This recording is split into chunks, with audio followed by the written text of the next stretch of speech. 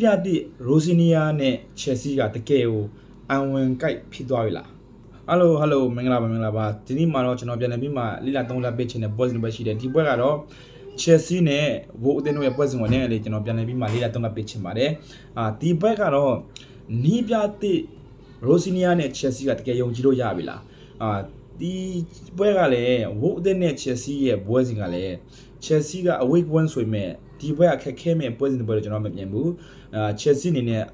လွယ်ကူနဲ့ပဲနိုင်ပွဲရရှိသွားမှာလို့မြင်တယ်ဝိုအသင်းကြတော့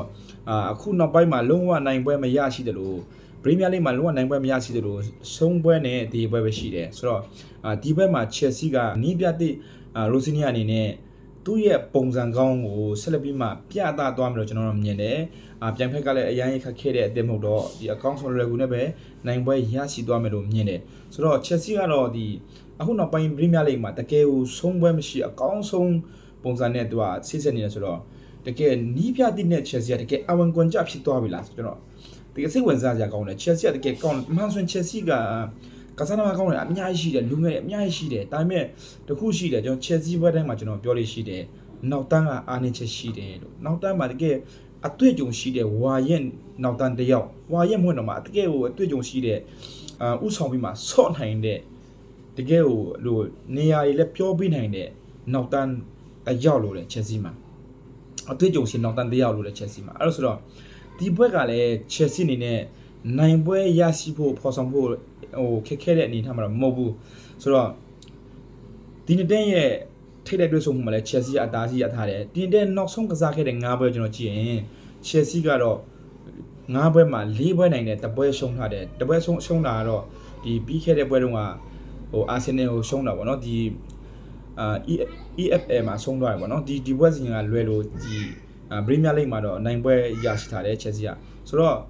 ဘိုးအသင်းကြတော့ပြောစရာမလိုခုနောက်ပိုင်းဒီပရီးမီးယားလိဂ်မှာလုံးဝနိုင်ပွဲမရရှိသေးလို့ပြောလို့ရတယ်ပေါ့နော်ဆိုတော့ချယ်ဆီကအဝေးကွက်ဆိုမဲ့ဒီဘက်ကနိုင်ပွဲရရှိဖို့ခက်ခဲမှုမရှိဘူး AACC နဲ့ပဲပေါ့နဲ့ပဲနိုင်ပွဲရရှိသွားမှာကျွန်တော်မြင်တယ်အထူးဖြင့်ဒီချယ်ဆီမှာအခုနောက်ပိုင်းနီးပြတဲ့လက်ထက်မှာလဲဂိုင်းစီတို့ကျွန်တော်အရန်ကြိုက်တဲ့ဒီပရီးမီးယားလိဂ်ကွန်လေတွေထဲမှာကျွန်တော်အရန်ကြိုက်တဲ့ဂိုင်းစီတို့ရဲ့ပြီးလို့ရှိရင်အခုလူငယ်ကစားသမားတွေဆန်ဒိုစ်တို့ရဲ့ဒီဆန်ဒိုစ်နဲ့ဂိုင်းစီတို့အတွက်ကိုနီးပြရိုစီနီယာကတော်တော်များများပွဲစီမှာကျွန်တော်တုံးတာတွေ့ရတယ်ဆိုတော့ဒီကွန်လေမှာလည်းဒီနေ့ရောက်ပဲထပ်ပြီးမှတုံးလာမယ်လို့ကျွန်တော်မြင်တယ်တင်တဲ့ကလည်းဒီအတင်းရဲ့ form ကိုကောင်းကောင်းလေးအတင်းရဲ့tempo အတင်းချကိုကောင်းကောင်းထိန်းနိုင်တဲ့ကစားမနှစ်ယောက်ဖြစ်တဲ့အတွက်ကိုဒီပွဲစီမှာလည်းဒီနေ့ရောက်ပဲကွန်လေမှာထပ်ပြီးမှတုံးလာမယ်လို့မြင်တယ်ပြီးလို့ရှိရင်အန်ဆိုဖာနန်ဒက်ကိုသူက10ရိုးနေရာမှာဆော်ခိုင်းတယ်အရင်နီးပြကအန်ဆိုဖာနန်ဒက်ကိုပေါက်ထူပေါက်နံပါတ်8နေရာမှာဆော်ခိုင်းပေမဲ့အခုနီးပြတိကတော့အန်ဆိုဖာနန်ဒက်ကို10ရိုးနေရာမှာတက်ဆော့ခိုင်းတာမြင်ရတယ်ဒါပေမဲ့အန်ဆိုဖာနန်ဒက်ကပေါက်ထူပေါက်မှာလည်းအဆင်ပြေတယ်လို့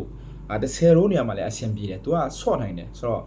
ဒီပွဲစဉ်ကချက်စီအတွက် PR မရှိဘူးပေါ်ပါနေပဲနိုင်ပွဲဖော်ဆောင်နိုင်လို့မြင်တယ်ဆိုတော့ဒီပွဲကတော့ကျွန်တော်မြင်တော့3-1မို့လို့ဆိုရင်ဒူစီအဲ့လိုနဲ့ပြတ်မဲ့ပွဲလို့ကျွန်တော်မြင်တယ်ဆိုတော့ချက်စီဖန်နေဘလောက်ရလာနဲ့ပွဲပြီးတော့မလို့ဆိုတော့ချက်စီဖန်နေကျွန်တော်ရဲ့ဒီဗီဒီယို comment ပေါက်မှာခမလို့ရတယ်ဆိုရရကိုကျွန်တော်ပြောချင်ပါတယ်အားလုံးကိုကျေးဇူးတင်ပါတယ်